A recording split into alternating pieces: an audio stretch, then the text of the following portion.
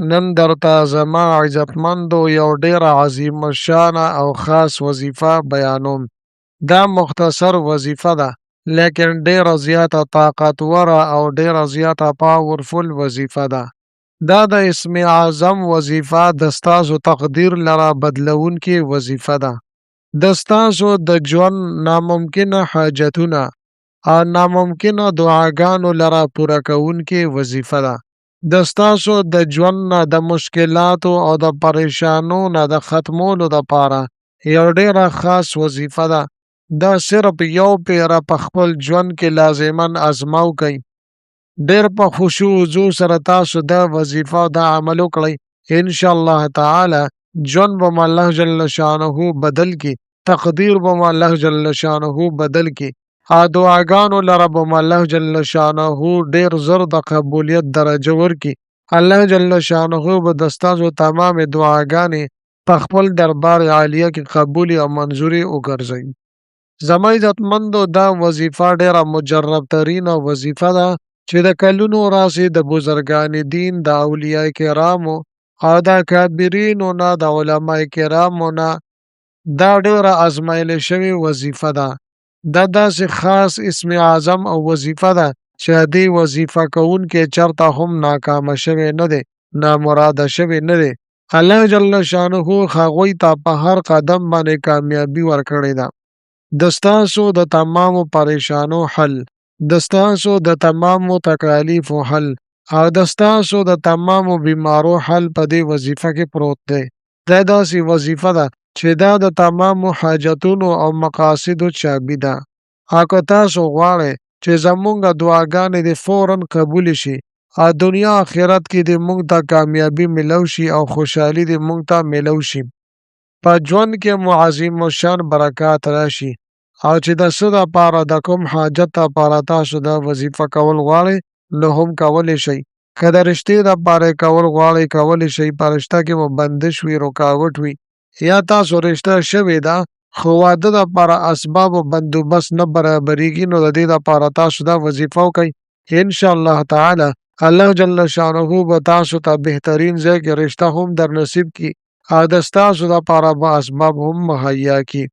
دغه رنګې زما عزتمندو د حصول د اولاد دپاره هم تاسو دا وظیفه کولی شئ. د ستاسو کاروبار او روزګار نه وي، د نوکرۍ دپاره تاسو دا وظیفه پوره کامل یقین سره وکئ. انشاءالله تعالی الله جل شانه به تاسو ته بهترین ځای کې نوکري درکړي. د ستاسو په کاروبار کې به الله جل شانه برکات را نازل کړي او د ستاسو تمام حاجتونه به الله جل شانه پوره کړي.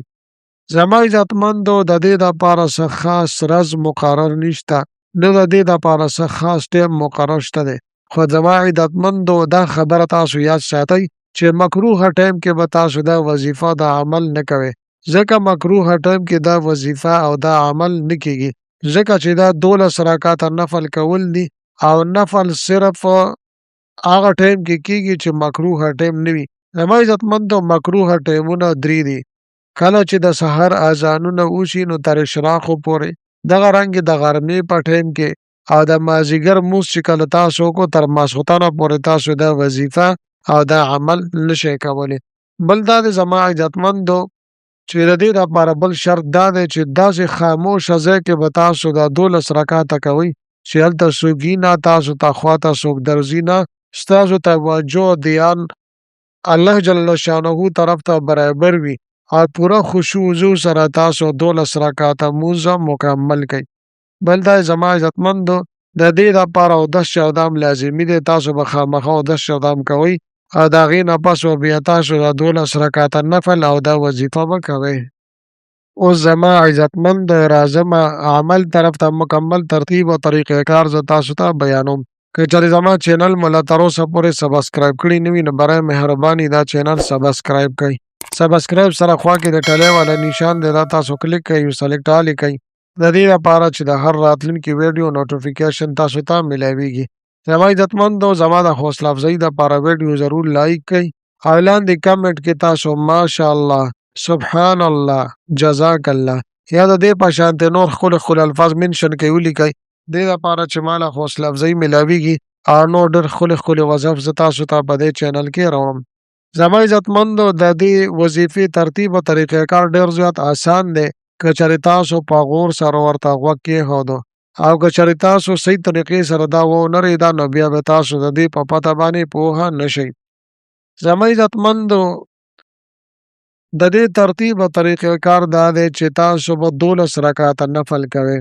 کله چې تاسو اودس چې دا وکړه او برابر شوئ نو 2 رکعاته نفل نیت په تاسو وتړئ. نیت مو وکړه د زړه خلاصه 2 رکعاته نفل لمونځ ادا کوم په دې حاضر وخت خاص خدای تعالی را مخ مې د کعبې شریفې په طرف کو الله اکبر.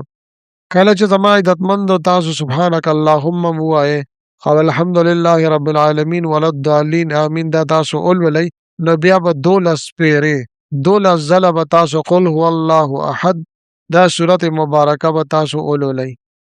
بیا به تاسو لومبنی رکعت مکمل کئ. بیا به دویم رکعت راپاسئ. کله چې تاسو الحمد ولا الضالین آمین ولوسته نو بیا به قل هو الله احد صورت مبارکه 11 مرتبه 11 پیرې ولولئ. بیا به تاسو سلام وګرځوئ 2 رکعته به ستاسو مکمل شي. بیا به نور د 2 رکعاتو نفل نیت په تاسو وتړئ یعنی 2 رکعاته به تاسو نفل کوئ. اولنی رکعت کې به قل هو الله احد 10 پیرې ولولئ او په دویم رکعت کې به قل هو الله احد صورت مبارکه 9 پیرې ولولئ او 2 رکعاته مکمل کئ. دغرنګې په دریم ځل باندې بیا تاسو د نفل نیت وتړئ. اول رکعت کې به 8 پیرې قل هو الله احد صورت تاسو ولولئ او په دویم رکعت کې به 9 پیرې قل هو الله احد صورت تاسو ولولئ. دغرنګې بیا به تاسو په څلورم ځل باندې نیت وتړئ. اول رکعت کې به تاسو 6 پیرې قل هو الله احد صورت ولولئ او په دویم رکعت کې 15 پیرې قل هو الله احد صورت مبارکه ولولئ. دغرنګې بیا به تاسو 2 رکعاتو نفل نیت به تاسو وتړئ. اول رکعت کې به تاسو قل هو الله احد صورت مبارکه 4 پیرې او په دویم رکعت کې به تاسو 3 پیرې قل هو الله احد صورت مبارکه ولولئ. بیا به زما عزتمندو د 2 رکعاتو نفل نیت وتړئ. په اول رکعت کې به قل هو الله احد صورت مبارکه 2 پیرې او په دویم رکعت کې صورت مبارکه قل هو الله احد 1 پیره به تاسو ولولئ. دې طریقې سره زما عزتمندو 12 رکعاته نفل به د ستاسو مکمل شي.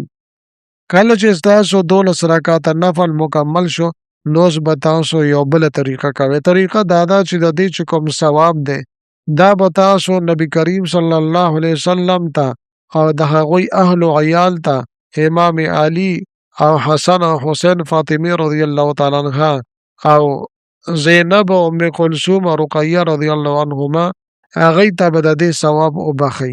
کله چې مو زما عزتمندو د دې ثواب د نفلو 12 رکعاتو نفلو ثواب هغوی ته وبخلو نو بیا به تاسو د دې نه پس 100 مرتبه 100 پیرې به تاسو دا ولولئ.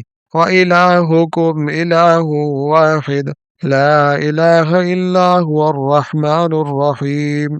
کله چې مو دا ولوستو نو بیا به څلورمه کلمه تاسو ولولئ. لا اله الا الله وحده لا شريك له له الملك وله الحمد. دا به تاسو ولولئ 100 پیرې 100 مرتبه ولولئ او بیا به سجدې ته لاړ شئ. په سجده کې به د الله جل شانه نه دعاګانې وغواړئ. ستاسو څه مسله هم وي د الله جل شانه نه به طلب کوئ. انشاءالله تعالی ضرور به الله جل شانه د ستاسو مدد فرمایي. زما عزتمندو یوټیوب سره سره زما ویډیوګانې تاسو په ټیک ټاک باندې هم کولی شئ. لاندې ډسکرپشن کې ما تاسو ته لینک درکړی پای باندې تاسو کلیک کړئ نو په ټیک ټاک باندې هم تاسو دا کتلی شئ. دغرنګې زما عزتمندو د ستاسو څه مسله هم وي نو تاسو ما سره په واتساپ نمبر باندې هم رابطه کولی شئ. دا وه نننۍ وظیفه مجربه بهترینه وظیفه چې ما تاسو ته ذکر کړله. ملاویږم به تاسو سره بله ویډیو کې بلې وظیفې سره. تر هغه وخته پورې ما له اجازت راکوئ. د لوی الله په امان.